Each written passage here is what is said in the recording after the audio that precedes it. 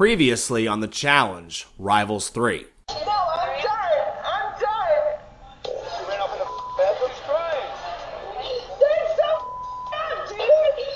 That's so up, dude. So sure enough, Smashley is back. And that's a problem for me, because I have to be there for her. I don't care if we get along or not. Without her, I'm nothing. Without me, she's nothing. She thinks that you made out with Nicole. Why'd you make out with Nicole? And she said that she saw it. I didn't. I talked to her outside. The fact that Ashley thinks I'm making out with Nicole is something that she's manufactured in her mind. I never kissed Nicole. Didn't happen. No, I know. Get the out of here. Get the out of here. Get her the out of here. I can use the bathroom like this. No, I don't care. Put piss in your pants. Piss in your pants, bitch. What the? So, tomorrow night, I'm canceling the elimination. And I'm going to be throwing you guys a house party instead.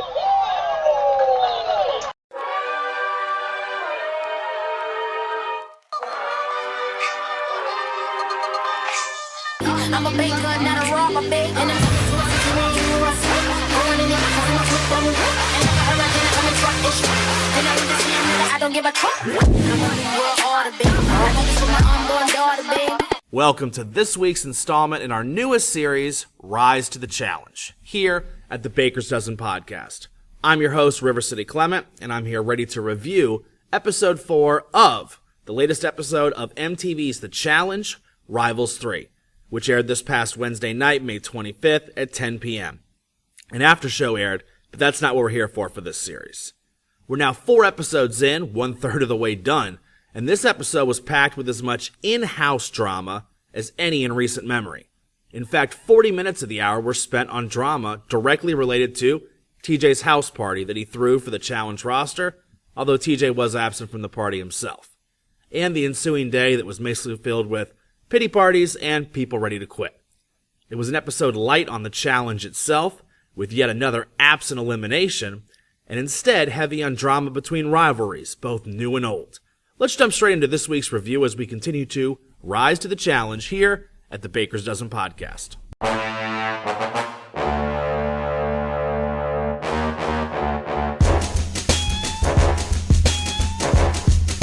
If you've been listening to this series, you know our quick hit style for these episodes. And if you're new, well, it's pretty damn simple. Whenever you hear this sound, it means we finished that thought and we're already on to the next one.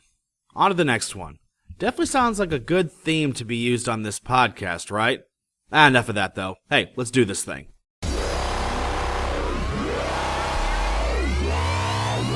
Previously on the challenge, well, we get a quick reminder of Ashley, aka Smashley's bathroom freakout at the club from last week, a time shift to 2 episodes ago, and we saw the blossoming of Jessica and Tony's already doomed chances at a relationship. We saw the raunchiness last week that was the dirty laundry soap game, and we got a reminder of TJ's party that he decided to throw for the challenge cast rather than having an elimination. Do not throw it about the lack of an elimination last week, but you know a party in the challenge house means instant drama, maybe a hookup, and likely a fight or some sort of a melee. So, it's as fair a trade as you're going to get, I suppose, and I'll take it. Is it just me, or is the preview for what's coming up on this show something that we're supposed to expect, I guess? Is that new for the challenge and MTV's producers? Either way, it seems like they want to get a few things on our mind before the show begins, and I'll play along. Today's focus is quitting, and 3 people seem ready to quit. First up, Camilla, Brandon, Brianna. And being that the title of this episode is I'm Going Home, you have to think that just that is happening. Somebody might actually just quit the challenge and walk, which means their partner has to be gone too. It won't be Camilla, no matter how many meltdowns she has. So that doesn't look very good for the team of Brandon and Brianna. A mini sleeper of mine, mind you, from my first episode. You want to have some fun while watching this episode? Finish your beer or glass or whatever you're drinking when each of these 3 say they're quitting. That'll help you end your night a little bit quicker. By the way, there were 2 stellar aerial, perhaps even drone-taken views of the challenge house early on during this episode, and man, this is as nice as any house as they've had in recent memory. Honestly, we don't get to see it from that type of perspective enough, And I can't be the only one that wants this. Give me a 30-minute after show that goes crib style, legit crib style, and just shows off the house and the greater complex. I mean, a legitimate tour of everything. Have some fun with it. Let Tony and Camilla do it for this season. You know, if only for the fact that Tony can say in like 20-plus spots, this is where the magic happens. But seriously, show off the ins and outs of the house and give us a deeper look at what it's like to be part of this season of the challenge. You could shoot it during the season or after, even before, preferably when the house is in a total wreck. But I think it'd be a lot better than some of the after shows, and I think that most of us would really enjoy seeing a lot of the exact specifications these people are living in for a month plus.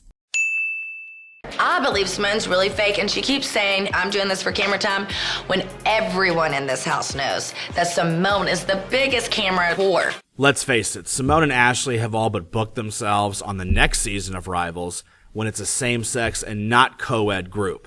To which I say, sorry Ashley, because Simone isn't physically able to win you any money, and she's gotten really annoying.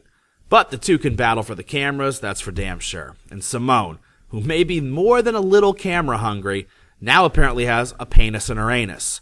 We know this because she talks about it for 5 minutes straight. Corey sums it up pretty damn well. Nobody really cares about the little details of your butthole.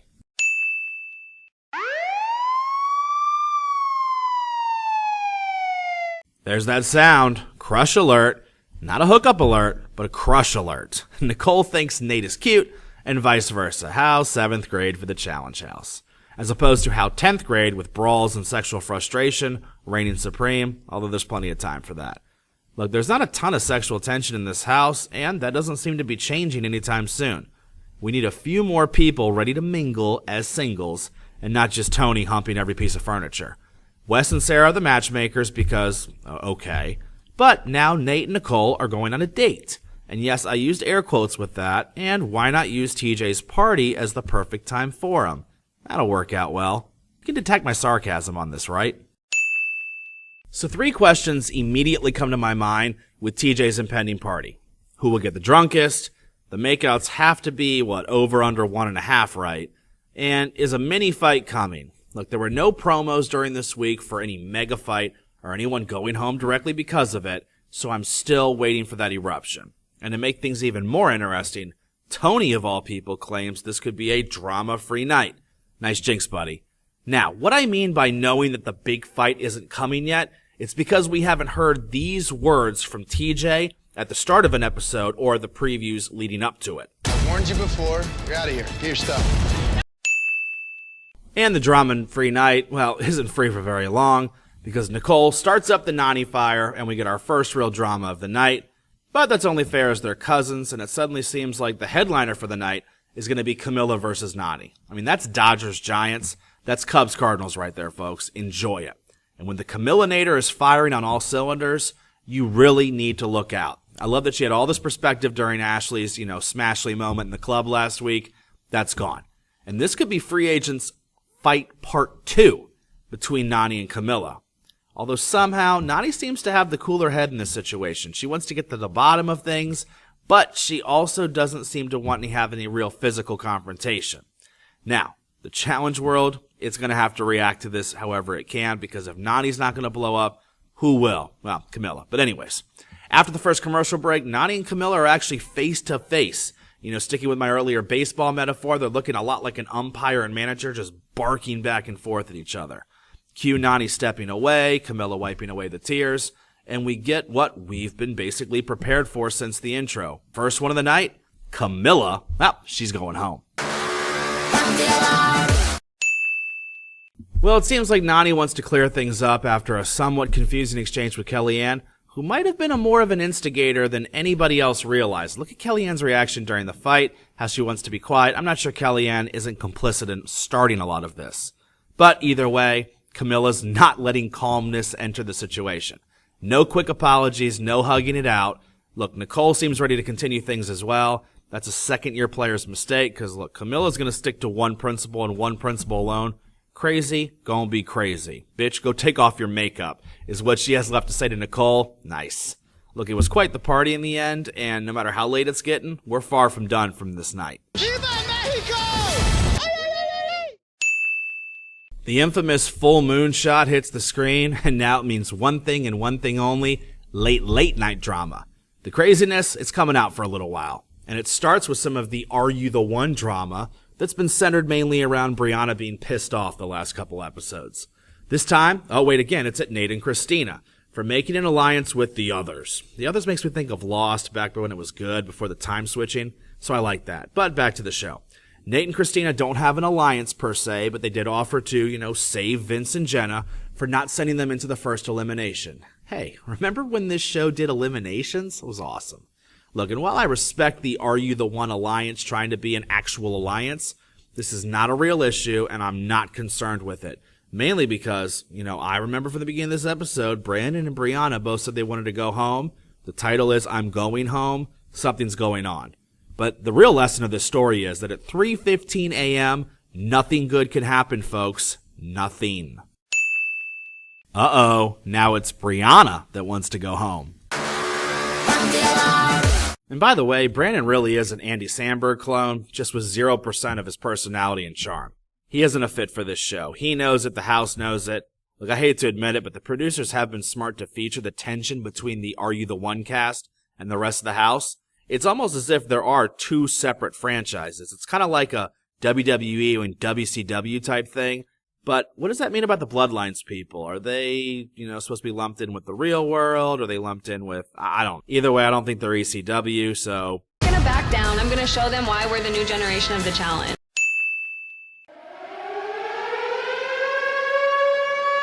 Now it's time for this week's Amanda drama alert. 2 for 2. Good job to start the season. Camilla and Amanda, aka the newbie who was throwing gas on fires late in last week's episode, they're now barking at each other. Camilla points out that not only does Amanda have a lot of freckles, but that Camilla herself has 2 bachelor degrees or businesses, and Bananas rightfully points out that that's less of a reason to scream in someone's face and start fight after fight after fight, but the Camillinator don't play those games. Look, whatever she owns, she's not gonna fight, she knows she's gonna get kicked off, but we do sort of get a face shove from Amanda Camilla, but a punch is not thrown. Nobody's getting sent over this, but look, Amanda just seems to be on the edge of being ready to go and just an instigator. I'm not sure if she's got the guts to actually throw a punch, but she wants to make a name for herself. Now, whether that's going to work and translate to success on the challenge, I doubt it, but I think it can garner her more appearances. Either way, I'm going to call her Freckles, and I'm not saying it in a bad way. Now, you have to notice one thing. Camilla's 2 arguments that she has had in the last 2 weeks have stemmed largely from her defending Tony, or defending her own honor. That's ironic because Tony's supposed to be the douchebag, but I guess as Tony law goes, he's Camilla's douchebag, so she's got his back. Either way, Camilla, you are the Camillinator, and that's not going away anytime soon. Jenna, well, she's not given nearly enough screen time, or really any at all, to give us the dumb quote of the week. But Jessica and Tony, dumb thing, they're on the rocks. So there's that. It's mindless talking all the same.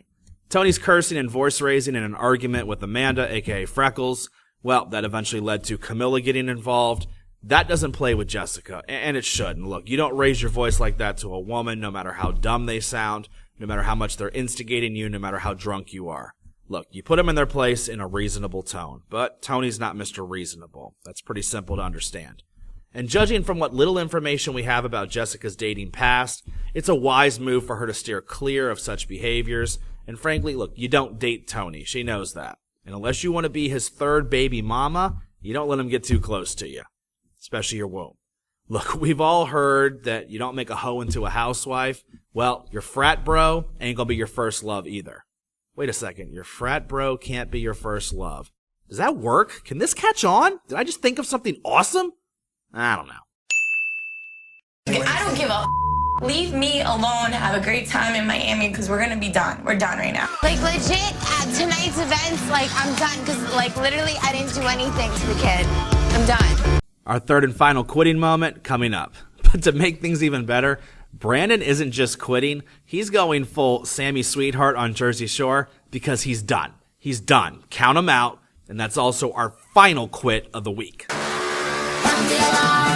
Maybe somewhat surprisingly, it's Dario that gives some pretty sage advice to Brandon, but it's not landing. Look, Dario needs more camera time. I said it last week and I'm saying it again. Poor little Brandon is homesick, he's lovesick, and he's gonna quit. The challenge isn't for him. The title of the episode, I'm Going Home, it has its official hook. Brianna is going to be pissed, obviously. And look, I don't mean to mock somebody who misses their significant other, but there's too much to lose and too little time spent at the challenge to just go back and burn the challenge bridge forever. And again, I don't want to judge, but it's reality TV, so I'm going to. His girlfriend's got to play the act a little bit better. I know you miss him. I know you're upset. You're probably lovesick as well. But why make him feel even more guilty? Why rob him of this opportunity, something that he's not going to get again? Look, Brandon seems set in his ways, and there's nobody that can talk him out of it, whether it's calmly like Dario, or it's Brianna wearing like the airplane neck pillow and just lighting him up outside at midnight. Bye, Felicia. A whopping 40 minutes into the episode, and it's finally challenge time. And the elimination isn't any before this episode is over. Anybody who can understand timing knows that. Bummer. Will even the challenge end? I don't know. Look, I enjoy the house drama. I really, really do. But with no real fight or hookup to be seen, you don't need 40 minutes of this type of drama. It was repetitive. It could have been crunched down to 20. Look, the timing of this season has been its biggest weakness. And for the second straight week, it's glaring. Look, before the challenge begins, too much time can't be spent on drama in the house that's not going to result in somebody directly going home. Look, TJ addressing the whining and crying emanating from Brandon, that was fantastic. TJ knows what we know. Brandon wants to quit, he's throwing Brianna under the bus, and he can smooch with his girl and spoon on the couch, although they'll probably break up in the next 4 months anyways. Look, TJ's pissed because, as with quitters and the challenge, he knows that they're stealing a spot, and he's screwing over Brianna. She'll be back, though. Look, this is 100% Brandon just being douchey and leaving the show. He's burned his challenge bridge.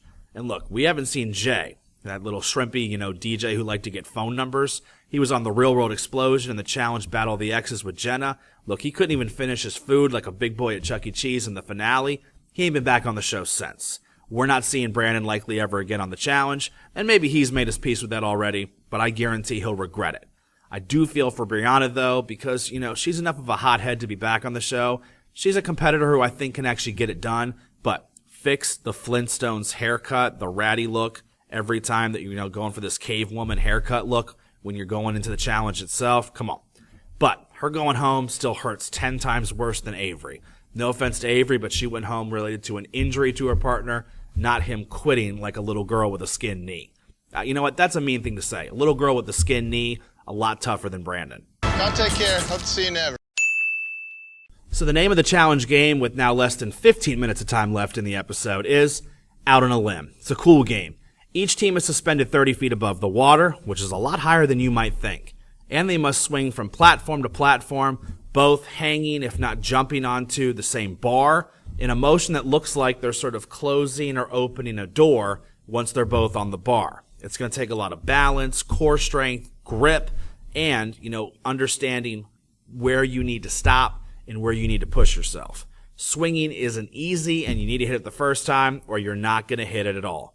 And the bars, they're not easy to grab. It gets harder and harder each bar, so does your landing area. This won't be a walk in the park for any team, especially if height or strength is a glaring issue. Hello, Simone and Thomas. Hello, Jessica and Johnny Riley.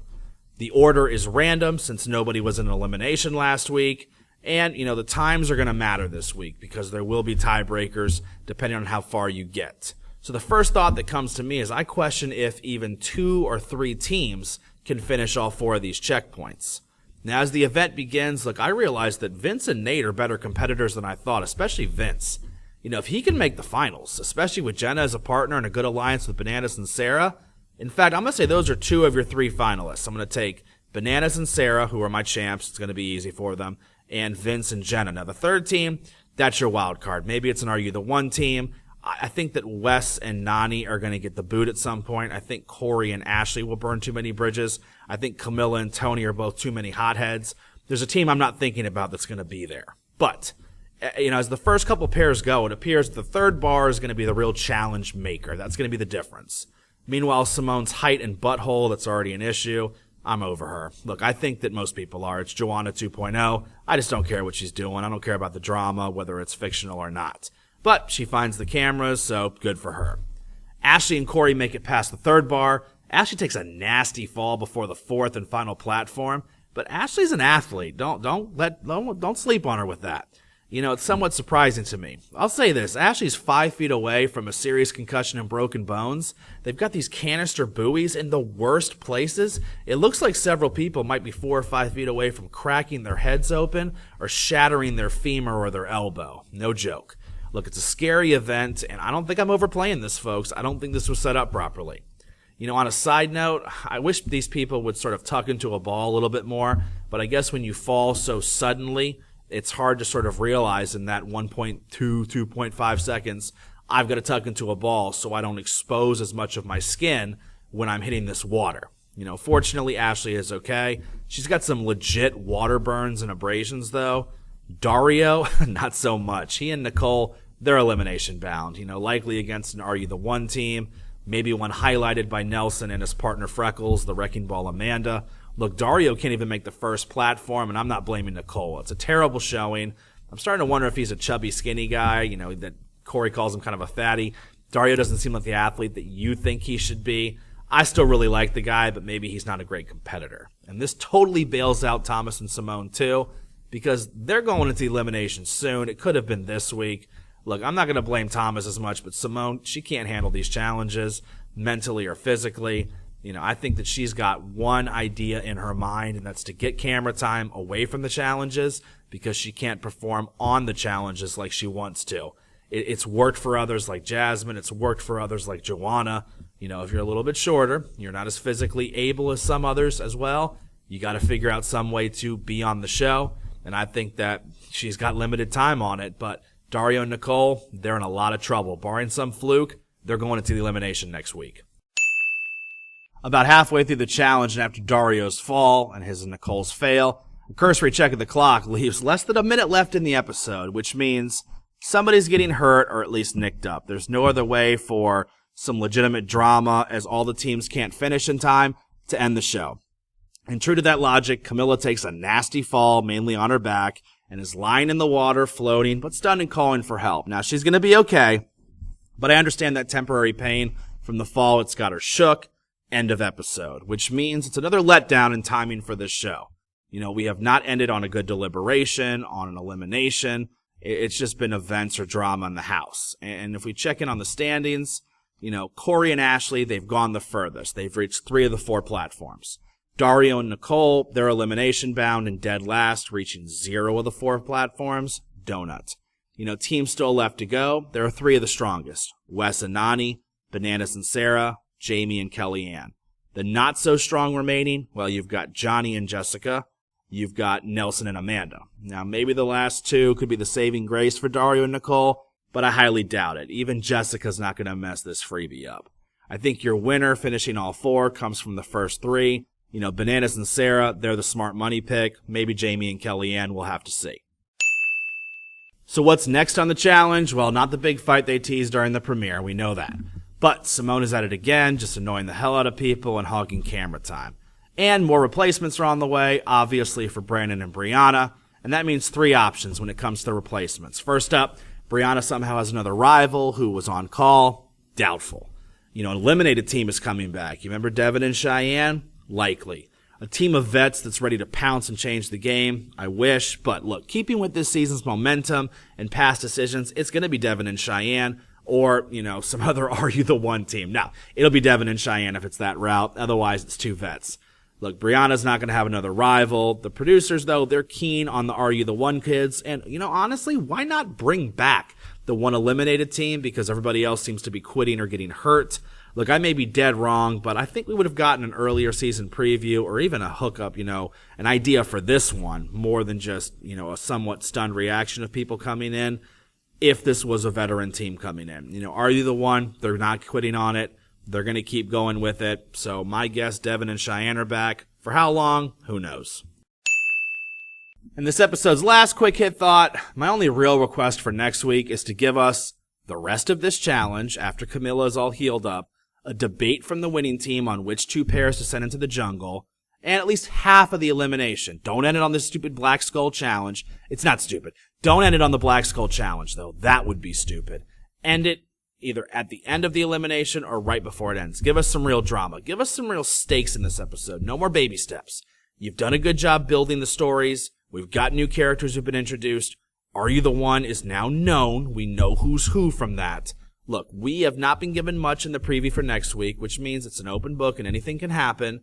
I don't think there's a big fight coming or a noted hookup. Look, give us stakes. Send somebody home via elimination or be on the precipice of it. That's all I ask. I almost look at Laurel as like another guy in the house. Like, she just doesn't care. Let me think of the reasons why Laurel could possibly pull a candy bar out of her butt. What? Are you serious? What? I would stick them in my spandex and eat them when we weren't filming, because otherwise my stomach would start growling when we were doing a challenge, and I needed that nutritious and delicious snack. I didn't know we had candy bars. That bitch. When it comes to the BDP Challenge Hall of Fame, it seems like there's something about fresh meat that mixes. Our first female entrant, Evelyn Smith, debuted on Fresh Meat. One of our two guys last week, Kenny Santucci, did the same. And our second female and fifth overall member of the BDP Challenge Hall of Fame, she debuted on Fresh Meat too. It's Laurel Stuckey. Laurel is the only girl I felt even closely compared to Evelyn for earning the first female spot in the Baker's Dozen Podcast Challenge Hall of Fame.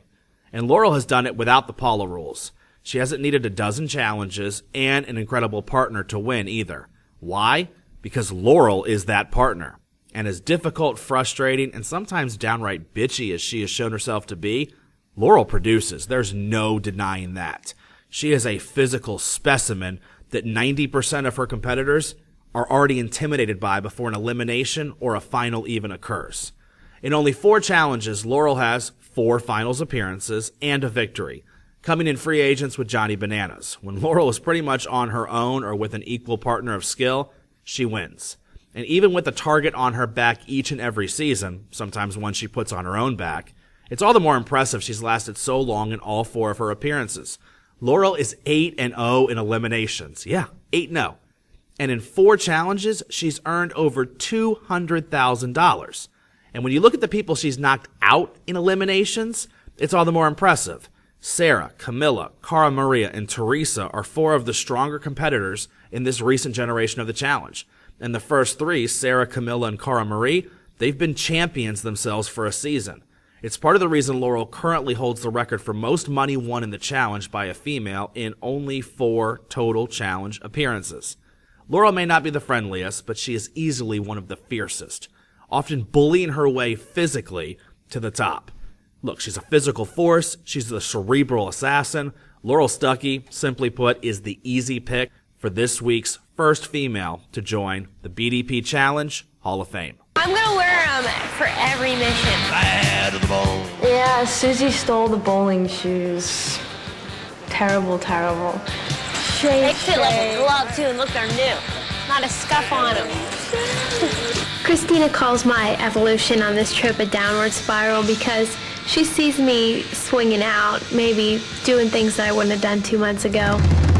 For my second inductee today, and the third girl overall, I wanted to dig a little deeper into the alumni section of the challenge.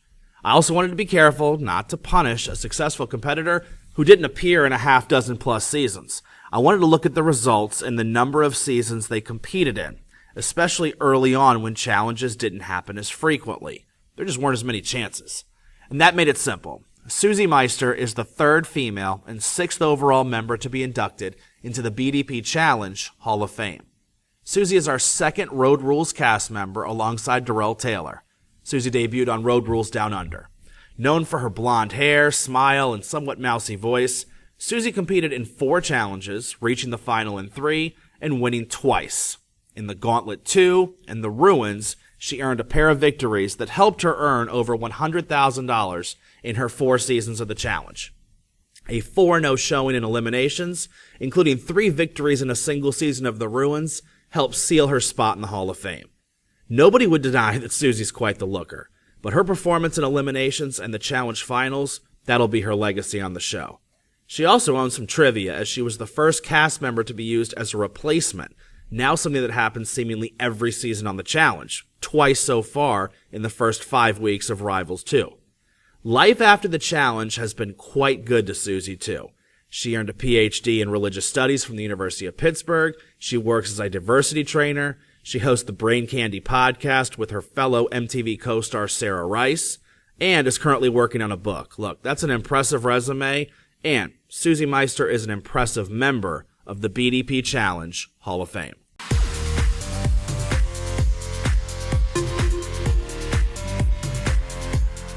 At this point in the Challenge Rivals 3, more teams have been sent home from injury or from quitting, too, rather than from elimination. But that should change real soon, or so I hope.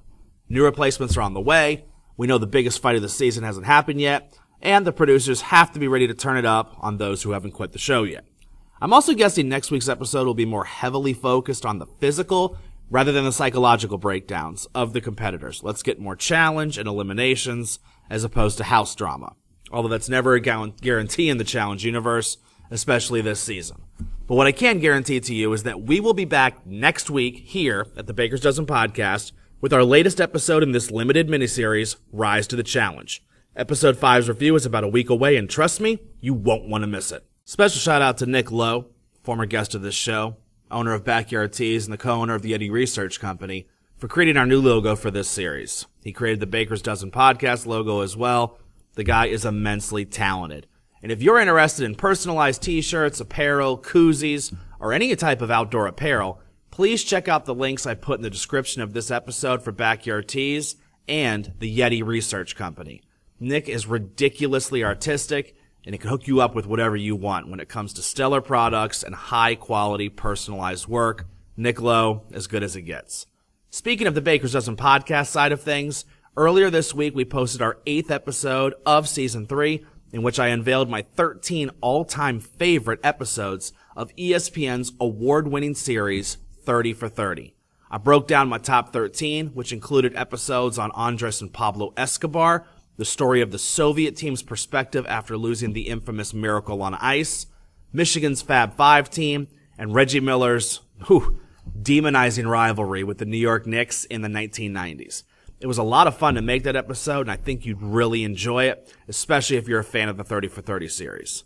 As for next week, Dwight Watson, a former guest and show favorite, he returns on the phone lines for episode 9 of Season 3 of the Baker's Dozen Podcast to break down the fallout of the NBA Conference Finals and help preview how he expects the NBA Finals, which will start late next week, to go down. It'll be a fun episode with plenty of basketball speak that you definitely won't want to miss. Please continue to connect with us here at the Baker's Dozen Podcast all over social media to keep up with the latest updates and news we have, whether it's Twitter, Instagram, or Facebook, whether you're checking out our Tumblr page. We're all over these platforms, and we're easy to interact with. Just look for that info in the description or the info for this podcast episode.